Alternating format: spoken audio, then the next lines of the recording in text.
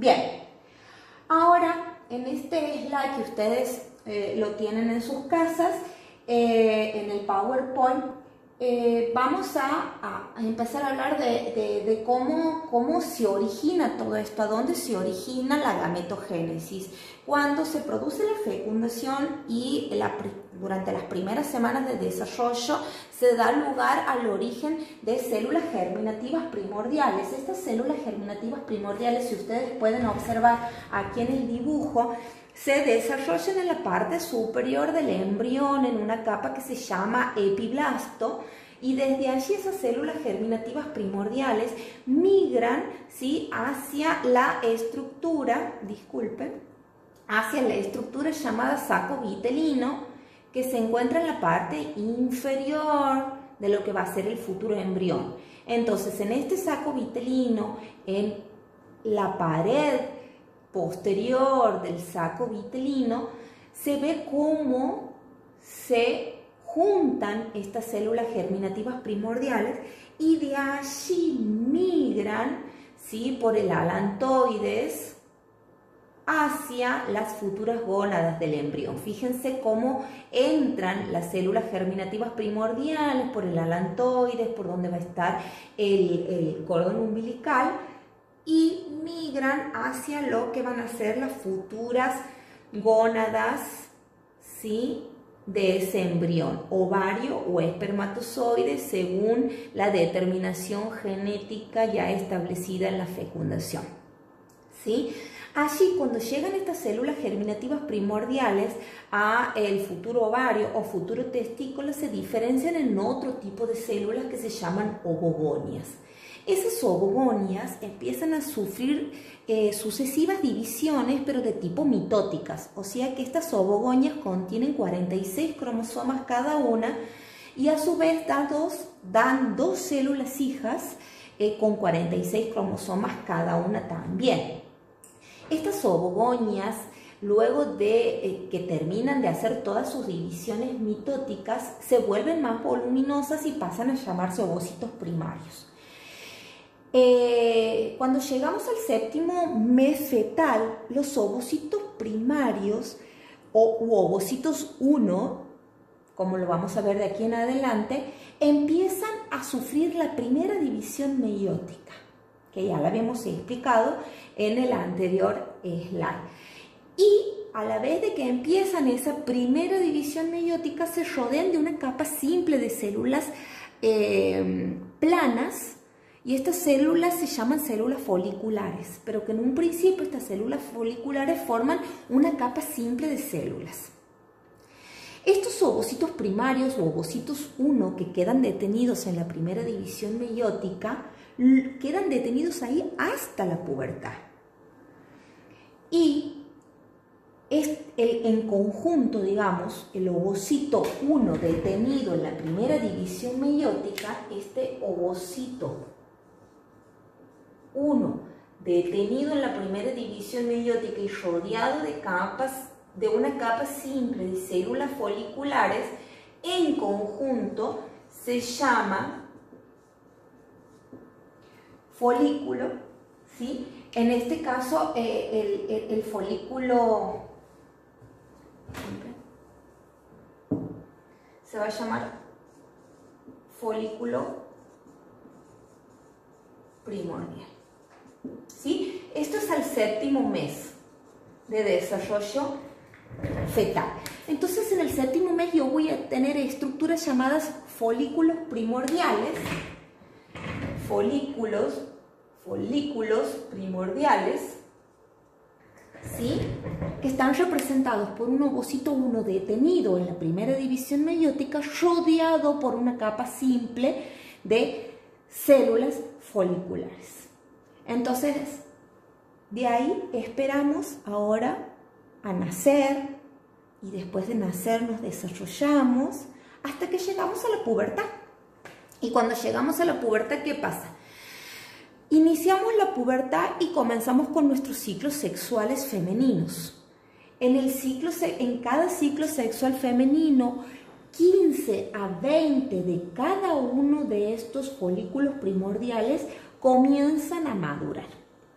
La capa simple de células foliculares que estaba rodeando ese ovocito 1 detenido en la primera división meiótica se transforma en una múltiple capa de células cúbicas.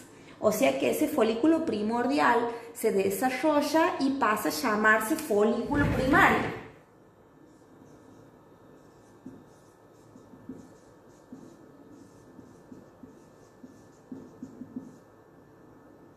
Ovocito 1 detenido, ¿sí?, rodeado por una capa múltiple de células cúbicas.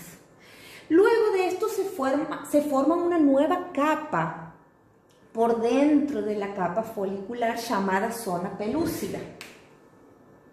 O sea que va a aparecer alrededor del ovocito 1 una capa llamada zona pelúcida.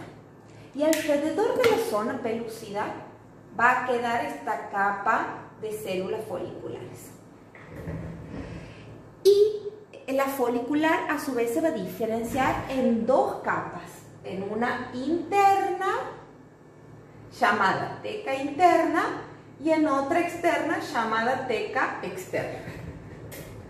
A continuación de esto se va a formar una cavidad que se va a llamar cavidad folicular. Adentro de esa cavidad folicular se va a llenar con líquido producido por estas células foliculares. Entonces yo voy a tener un ovocito 1 detenido en la primera división meiótica, rodeado por una capa llamada zona pelúcida. Luego va a venir la teca interna y teca externa, que van a producir líquido en la cavidad folicular, teca interna, teca externa. Bien, de esta manera y con todas estas transformaciones, el folículo primario va a pasar a llamarse folículo secundario.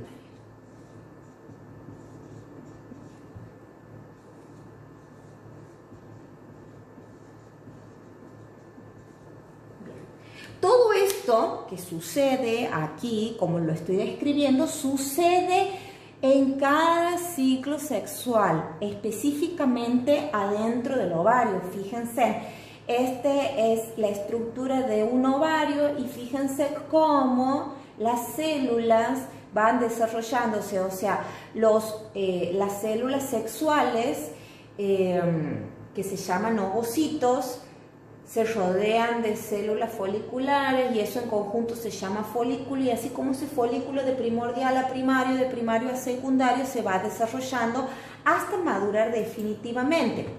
¿Y cuándo madura? Cuando ese folículo secundario se transforma en un folículo terciario, en un folículo maduro, o también llamado folículo de de Graaff. Entonces, de esos 15 a 20 folículos que iniciaron su proceso de madurez al inicio del ciclo ovárico, solo uno llega maduro. El ovocito 1 en este momento va a terminar la primera división meiótica y va a dar como resultado un ovocito 2 y un cuerpo polar. Como decía anteriormente, en la división meiótica del óvulo o del proceso de obtención de un óvulo, de la primera división voy a tener entonces una célula apta para continuar con la segunda división meiótica, mientras que por otro lado voy a obtener otra célula hija no apta. Este cuerpo polar no va a proseguir con la segunda etapa de la división meiótica como sí lo va a hacer el ovocito 2. Entonces yo voy a tener un ovocito 2 que inmediatamente va a iniciar el proceso de la segunda división meiótica, pero también va a quedar detenido y va a quedar detenido esperando a ser fecundado por un espermatozoide. Entonces voy a tener un ovocito 2, ¿sí?, detenido en la segunda división meiótica, rodeado por una zona pelúcida que será, y a la vez, bueno, también tengo la teca interna, la teca externa, la cavidad folicular. Vamos a hacerlo el dibujo completo, teca externa, teca interna. Entonces, de esa manera yo voy a obtener un folículo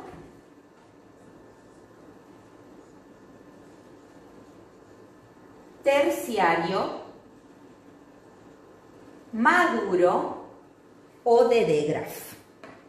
De esta manera llegamos a un gran momento, que es el momento de la ovulación. Una vez que tenemos el folículo terciario maduro o de Graaf, entonces las células foliculares empiezan a hacer todo un proceso para permitir que ese ovocito 2 detenido en la segunda división meiótica y rodeado de la zona pelúcida sea expulsado afuera del ovario. Fíjense aquí en este dibujito cómo se rompe la estructura del folículo maduro y sale este ovocito 2 detenido en la segunda división meiótica a la cavidad abdominal rodeado de una zona pelúcida. Y cuando sale en la ovulación hacia la cavidad abdominal de la zona pelúcida, se da lugar a la formación de una nueva capa que va a rodear a la zona pelúcida, que se llama corona radiada. O sea que el resultado de la ovulación va a ser un ovocito 2 detenido en la segunda división meiótica, rodeado por una capa llamada zona pelúcida y por encima de esta por otra capa llamada corona radiada, que va a quedar en la cavidad abdominal y de ahí va a migrar hacia la trompa de falopio, quedando en el tercio externo de la trompa a la espera de que llegue un espermatozoide para que lo fecunde. Dentro del ovario lo que va a quedar, ¿sí?, es el resto del folículo, o sea, la teca interna y la teca externa. Y a este resto del folículo representado por la teca interna y teca externa se lo va a llamar cuerpo lúteo o cuerpo amarillo, que va a seguir cumpliendo funciones de producción de hormonas, que ya lo vamos a ver en los próximos slides.